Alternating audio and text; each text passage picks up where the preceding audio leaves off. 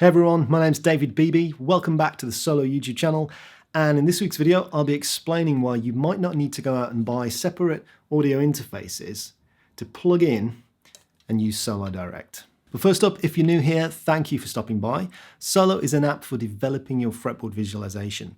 I created this with my good friend Tom Quayle, and every week on this channel, we share free lessons, tips and tricks, and show you how to get the most out of using and practicing with the Solo app.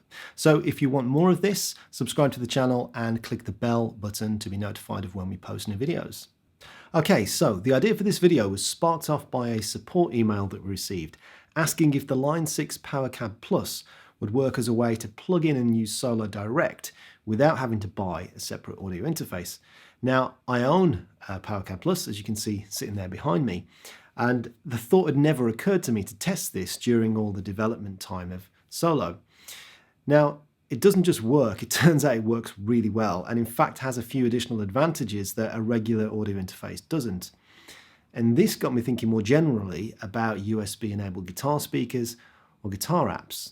Now, for what I'm about to say, there is a small disclaimer in that you can never be 100% accurate when it comes to these tech-related matters, but as a general rule, you should be able to use Solo Direct with any USB-enabled guitar speaker or guitar amp that has the old USB Type-B connector interface. This is the sort of printer cable that we're all familiar with. If your guitar amp or speaker has that connection on the back, there's a very good chance that it's going to work with Solo Direct. Now, there are several reasons that you might want to do this. First, you very well may have a USB-enabled guitar amp, practice amp speaker kicking around the house, which saves you having to go out and buy a separate audio interface to use Solo Direct. Second, there's probably only one input on this type of amp or speaker. And this means that there's a greater chance that it's just going to work with Solo out the box. You haven't got to figure out a specific audio interface channel to be plugged into for Solo to hear it.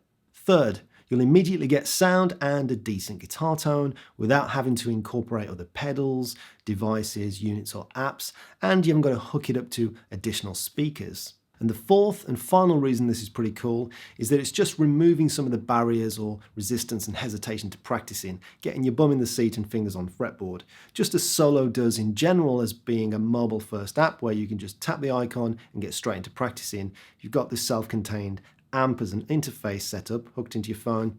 You can get right to it. We've also tested it with the Positive Grid Spark amp, but it really should work with any class-compliant USB-enabled guitar amp or speaker. And if you want some more information about class compliance interfaces and audio interfaces in general for use with Solo, Tom did a great video on this a few weeks back on the channel, which I will link to up here and down below in the description. So to get this to work, you want to take the square USB Type-B printer cable end and put that into your amp or speaker. Then take the regular flat USB end and put that into the Lightning to USB dongle. And then take the dongle and stick that into your iOS device.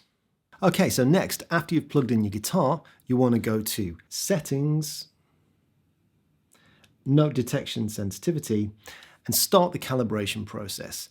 Now, for this, you want to make sure, of course, that you're tuned up, your guitar's in tune, and then what I tend to find works best is to play just random notes, short, not too legato, not too staccato, at a moderate volume, not too quiet, not too loud, and I tend to just noodle around in E minor for some reason, up around the 12th kind of fret. Works best for me.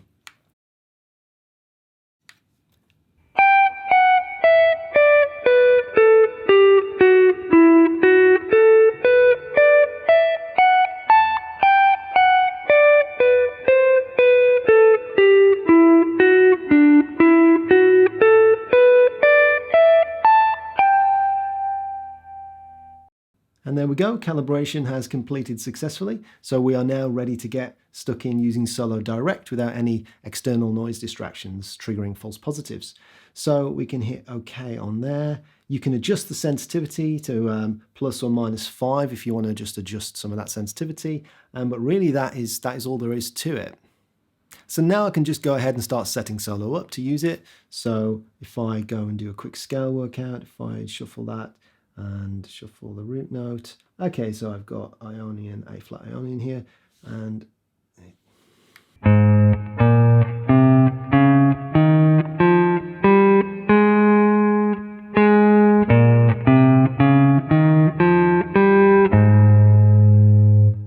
it's all working fine. And if I talk or sing it, da, excuse the singing, da, da, da, da, da, it's not triggering. It's only going to work when it's hearing it from the DI sound signal.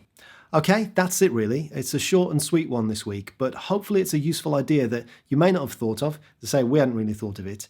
And if you're wanting to use Solo plugged in direct, but don't want to go out and necessarily buy a separate audio interface, and you have one of these amps kicking around, give it a try. You might find that it works really well for you. You can download Solo now in the iOS App Store. It's available for iPhone, iPad, and Apple Silicon Macs. And as I say every week, we are indeed working on an Android version. Thank you so much for watching the video. If you've enjoyed it, hit the like button. If you have any questions, drop them in the comments below. And if you want more content like this, then hit the subscribe button and click the bell notification to be notified of when Tom and I post these videos. And until next time, guys, you'll see me in the next video. Bye-bye.